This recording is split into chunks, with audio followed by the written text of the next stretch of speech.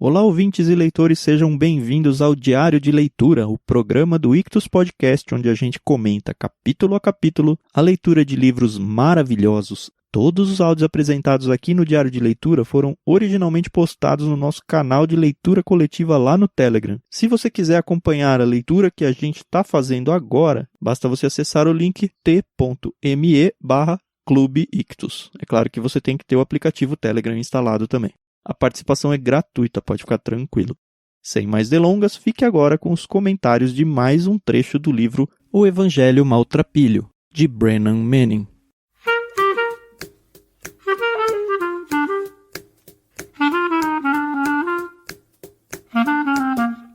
Bom dia, Carol.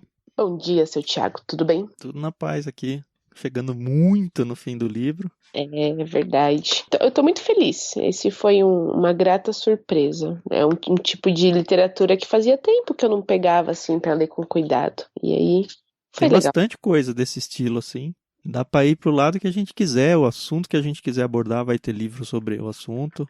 É bom de vez em quando mesmo. Verdade. Capítulo 10, né? O Manquejar Vitorioso. Um título muito legal, né? Eu gosto dos títulos que ele propôs. E eu acho que a tradução também foi muito feliz, porque, tipo, bijuterias e pastéis de vento, né? Isso. Graças, senhor. Eu acho muito bacana. É. E ele não é óbvio, né? Você vai ter que ir desvendando o título ao longo do capítulo. E assim, às vezes você pensa que é uma coisa, e aí quando você chega lá no final você fala, tá bom, eu tava errado.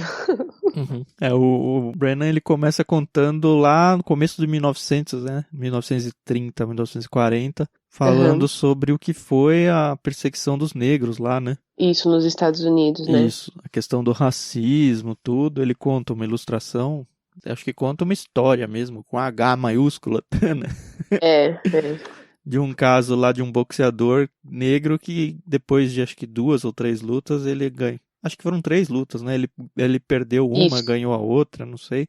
Mas, enfim, no Isso. resultado final, o negro venceu o branco e foi tamanha o envolvimento do público que as pessoas tomaram como se fosse realmente a luta do branco versus o negro, assim. Isso soa tão atual, né? Eu acho tão triste isso. Eu também Tão acho. feio, assim. Pior do que achar triste e feio pela humanidade fazer isso é ver cristãos carimbando isso como algo legítimo. Não dá. Então. É muito complicado isso, né? Infelizmente é uma coisa que eu acho que vai ter pro resto das nossas vidas até que Cristo volte. Será? Pelo menos essa questão racial não vai ser resolvida nunca?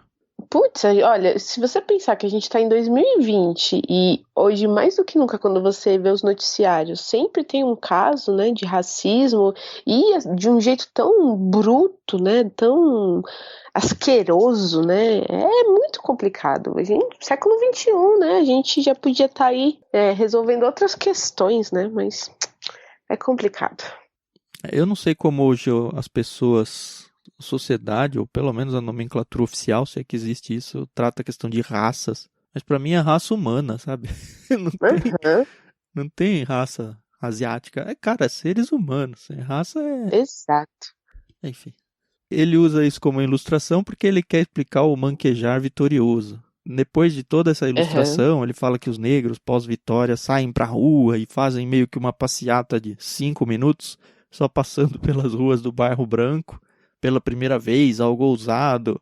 E aí, então, parece que vai ser uma grande revolução. E ele encerra falando, isso por acaso soa como a vida vitoriosa em Cristo? Não, foi uma das muitas faces do manquejar vitorioso. É do tipo, beleza, tudo certo, agora vou me recolher aqui e vamos ao normal. Pois é, e ele fala que isso não é uma vitória, né? A gente pode pensar, poxa, eu sou um cristão fiel, uma cristã fiel. Fui ali, fiz a minha parte, defendi algo que eu acredito e pronto, agora eu vou para minha casa, para minha segurança e esquecer a pessoa que ficou ali, né? Isso não mostra vitória, né? Ele ainda continua falando, né, que a nossa sociedade condenava, né, os negros ao fundo dos ônibus. Eles usavam banheiros diferentes, tinham que atravessar a rua quando tinha uma pessoa branca passando. E como é que a gente pode ver isso como uma vida vitoriosa, né? E ele se coloca como exemplo, né? Uhum. O que as pessoas dizem que é a descrição, né, da vida vitoriosa não vai na minha realidade de jeito nenhum. hipérbole, a retórica inflada e testemunhos grandiloquentes criam a impressão de que, uma vez que Jesus é reconhecido como Salvador, a vida do cristão torna-se um piquenique sobre grama verde. Ele já falou um pouco sobre isso nos capítulos anteriores, mas eu acho muito importante ele ficar ressaltando isso, porque infelizmente tem muita gente triunfalista, assim. Tem muita gente que realmente acredita que, eu vou ser cristão, eu me torno super-homem, eu me torno invencível.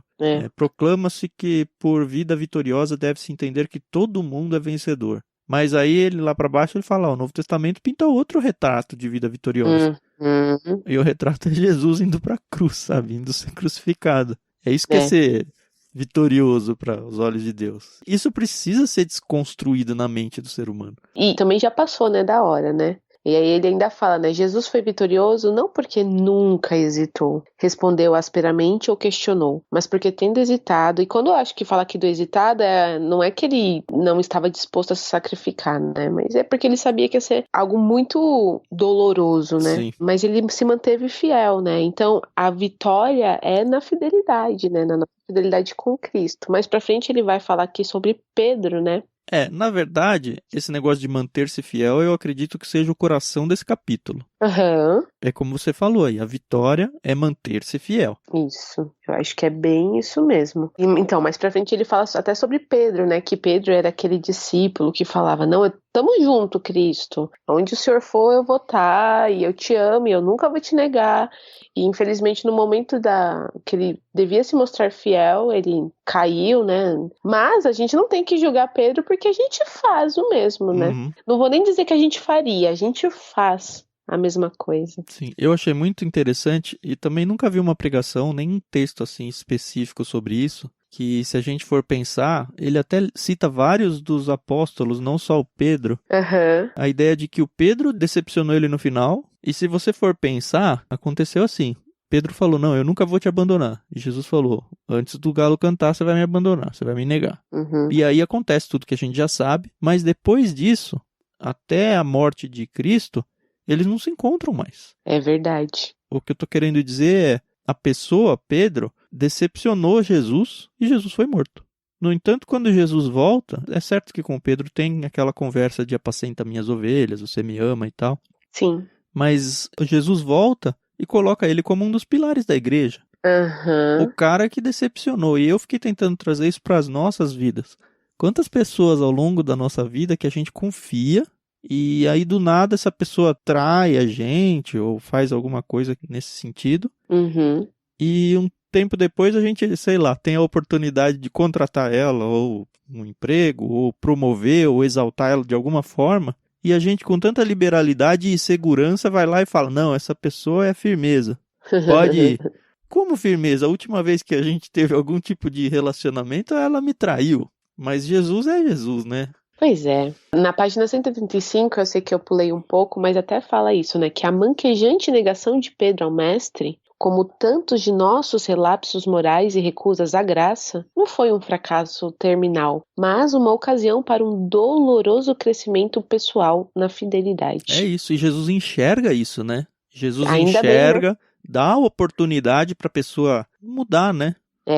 Graças a Deus. E aí uma citaçãozinha, acho que do Agostinho que ele faz, eu marquei aqui, achei muito linda. Para aqueles que amam a Deus, tudo trabalha para o bem, até mesmo o pecado. E é verdade, né? A gente tem que acreditar nisso. É verdade. Mais pra frente, nessa mesma página, ele começa a falar que a gente começa a tratar Jesus como um velho amigo, né, do nosso bairro, aquele cito Brooklyn, né? Que a gente ama tão intensamente em anos passados, e é isso que você falou, né? E a gente gradualmente perde contato. Então todo mundo tem aquele amigo que você fala, cara... Não devia ter deixado escapar da minha vida, né? Exato. Puxa, eu olho pra trás e falo, nossa, quando foi a última vez que a gente se falou, no sentido de que essa é a última vez que a gente tá se falando e a gente só vai se falar daqui a 4, 5, 6 anos, e não é por briga nem nada, né? Realmente porque a gente se afasta, né? É por causa da vida. É. Mas a gente fazer isso com Jesus é impressionante, assim. E fica justamente essa crítica dele. Ele vai desenvolver bastante essa ideia de que a gente tende a fazer isso com Jesus e ficar deixando ele de longe, não participar da nossa vida, Quando a gente pensa em Jesus, é um amigo querido, é muito próximo, mas na real ele tá longe. Pois é. E aí é legal que ele sempre se coloca no assunto. Ele fala, num determinado dia, quando a graça me arrebatou e voltei à oração, meio que esperei que Jesus replicasse, Brennan quem? Pois é, né? Ele fala que uma das razões disso acontecer é porque a gente tá nesse ritmo frenético, né? Então, a gente tem que estudar, a gente tem que trabalhar, a gente tem que ganhar dinheiro, a gente tem que ter sucesso, a gente... E é sempre a gente no sentido indivíduo, né? E é muito triste, porque a gente quer isso, né? Mas temos que ter prioridades, né? E Cristo, Deus sempre tem que ser nossa prioridade, Sim. né? E não necessariamente a gente esqueça a ponto de não fazer nada em relação a Jesus. Mas o que muita gente faz, é o que ele coloca um pouquinho antes aqui, é tornar os momentos de adoração, de devoção tão triviais que eles se tornam só rotina. E aí é a mesma coisa que simplesmente não fazer nada. Você faz e faz no automático e nem percebe o que está fazendo. Eu anotei uma outra coisinha do lado aqui, quando ele falou essa parte que você disse, a gente entra nessa coisa frenética da vida e começa a fazer as coisas buscando conforto, buscando riquezas. Eu conheci uma vez uma ilustração da gaiola de ouro, não sei se você já ouviu falar dela. Não lembro. Ela conta de um pássaro muito bonito, que tinha tudo para voar pelo mundo e tal, e ele foi capturado e super bem tratado dentro de uma gaiola, e aí dentro dessa gaiola o dono foi colocando coisas boas pro pássaro. Então ele tinha um puleiro sensacional, uma comida de primeira, até que no fim ele colocou uma gaiola de ouro, e o pássaro se exaltava o tempo todo, puxa, olha, minha casa é de ouro. E aí chegou um dia em que o dono abriu a portinha da gaiola e deixou ela aberta pro pássaro ir embora. E o pássaro não foi, porque ele preferiu ficar dentro da gaiola de ouro. E aí a gente fica dentro dessa gaiola de ouro, a gente mesmo constrói nossas próprias gaiolas de ouro, e quando a gente tem a oportunidade de realmente voar para o mundo, a gente prefere ficar preso na nossa gaiola de ouro. Nossa, pois é, pensem nisso. Eu sou péssimo, porque essas ilustrações que me marcam, eu nunca noto de onde eu veio. Aí eu nunca consigo dar o crédito, mas enfim, não é meu. Tá? Muito bom, muito bom. Na página 188, acho que já dá pra gente ir pra lá, ele fala sobre essa questão da cegueira, né? Quando ele fala que Jesus perdoou os pecados do paralítico, né? E que alguns escribas pensaram consigo mesmo: quem pode perdoar pecados senão Deus? E aí o Brennan fala: quão iluminados foram eles em sua cegueira, apenas Deus sabe como perdoar. E as nossas desajeitadas tentativas humanas de perdoar criam muitas vezes mais problemas do que resolvem. Óbvio, né, que Jesus é Deus, né, e eles não tinham entendido isso, né. Mas aí ele volta de novo com aquela questão do filho pródigo, ele gosta do filho pródigo, né? E assim, eu acho muito bacana que eu estou lendo várias vezes a história do filho pródigo por causa desse livro. Aliás, para quem gosta, tem um livro de parábolas, assim, um pop-up total. Tem um livro chama As Parábolas de Lucas. Se você não conhece esse livro, você precisa conhecer. Eu acho que é Bailey o sobrenome do autor, não me lembro o primeiro nome. Mas procuram As Parábolas de Lucas. É um livro fantástico que ele vai, assim, desmontar cada uma das parábolas. Eu tenho quase certeza que a do filho pródigo tá lá no meio. Mas, enfim, tem várias outras. Desculpa o pop-up aí, pode voltar. Imagina, tá certo. A história do filho pródigo tem várias camadas, né? Eu ouço essa história desde que eu sou criança, né? E na minha cabeça isso foi sendo construído de um jeito que hoje eu entendo. Nossa, a história ela é focada no filho mais velho, a história é focada no pai, mas a história também é focada no filho que se arrepende e volta, né? O Brennan continua falando aqui, eu concordo com ele, né? Que apenas Deus sabe como perdoar e colocar todos os quatro, e aí ele fala quais são esses quatro, né? Que é apenas Deus sabe como perdoar e colocar todos os quatro juntos, isso na página 188. O pai do pródigo verdadeiramente disse: shh, menino, não preciso saber onde você esteve ou o que você tem aprontado.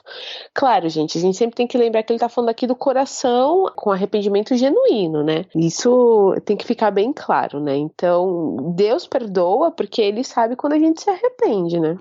Olha, o Brennan, ele colocou uma coisa aqui, duas coisinhas que famoso fiquei com o pé atrás, né? Nessa página mesmo fala: o Evangelho da Graça anuncia o perdão, anuncia. O Evangelho da Graça anuncia. O perdão precede o arrependimento.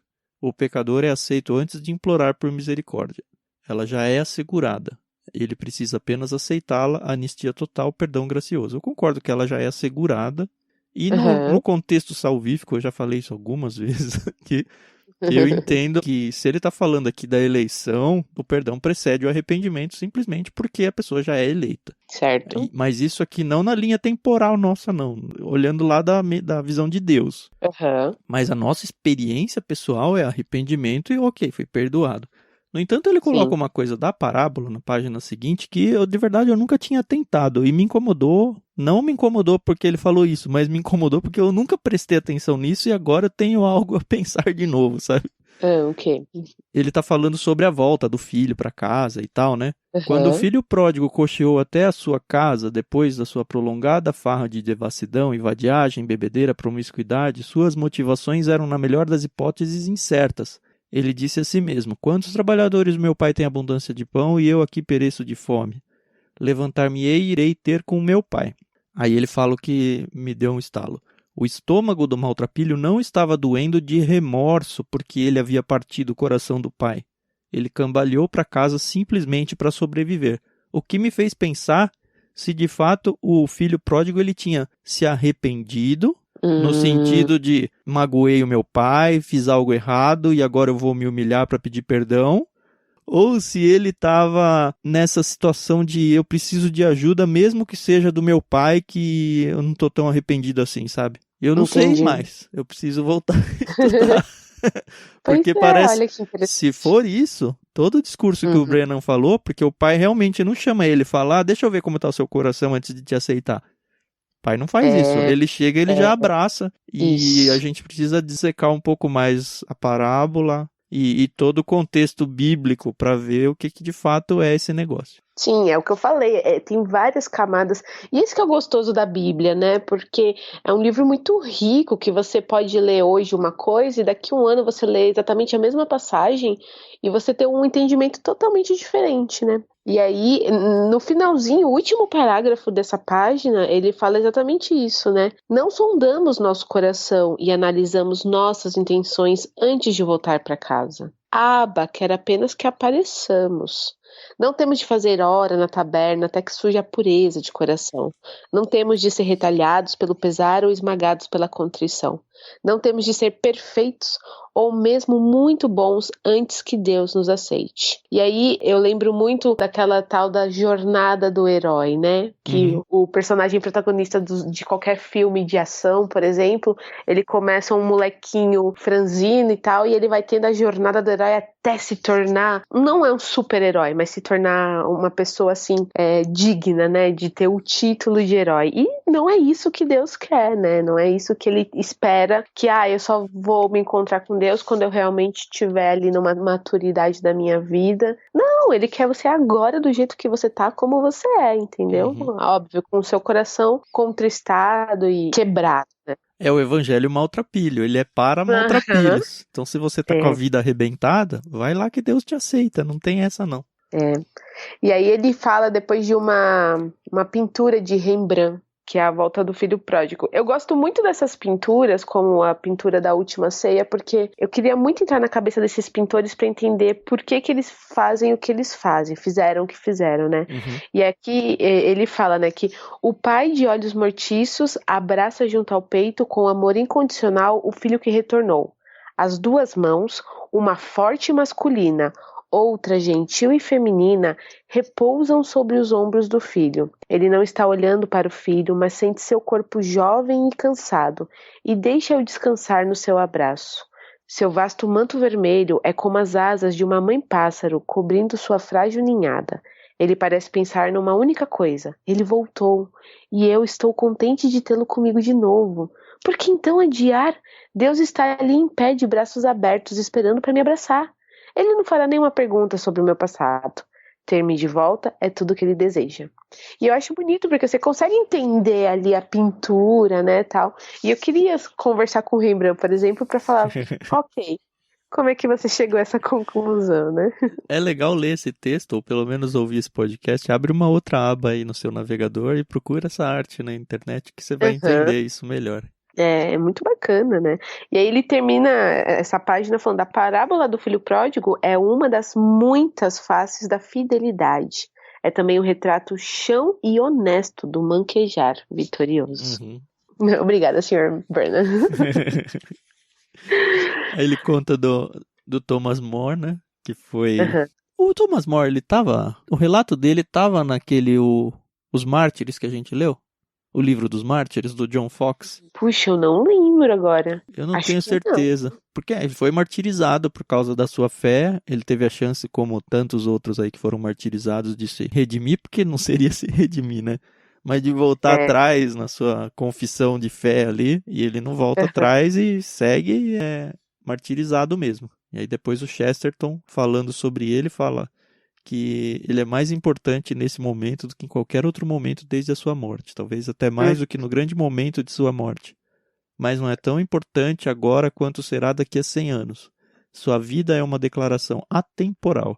É possível viver-se nesse mundo de forma sóbria, honesta, não fanática, não pietista, séria e ao mesmo tempo jubilosa, fiel.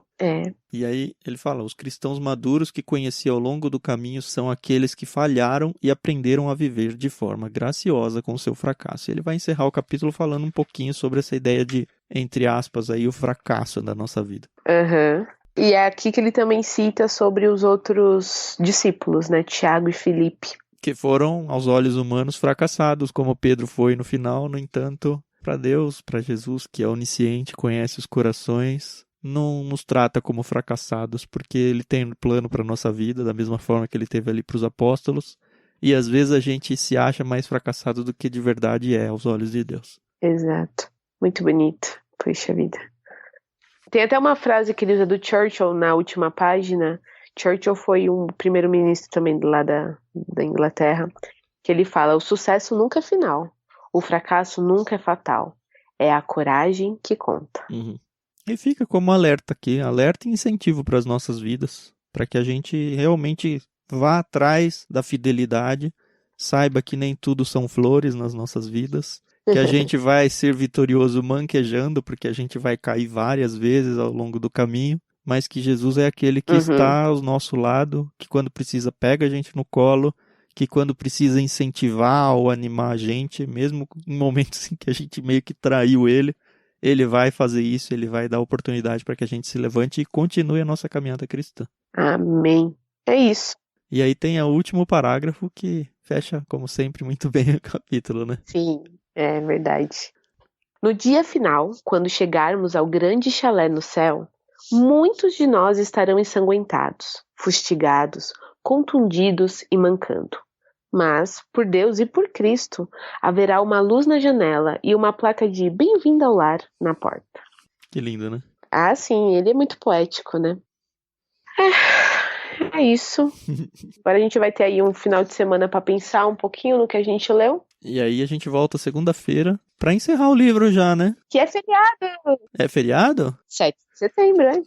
Não é um daqueles que a gente já antecipou para março, assim? Ah, não sei. Eu sei que se eu tiver oportunidade, descansarei.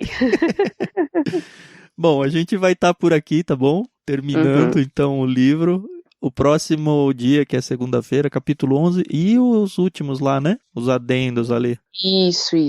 Que deve ser bem tranquilinho, né? Porque aí deve ser mais um acréscimo do Sr. Burnham para nós.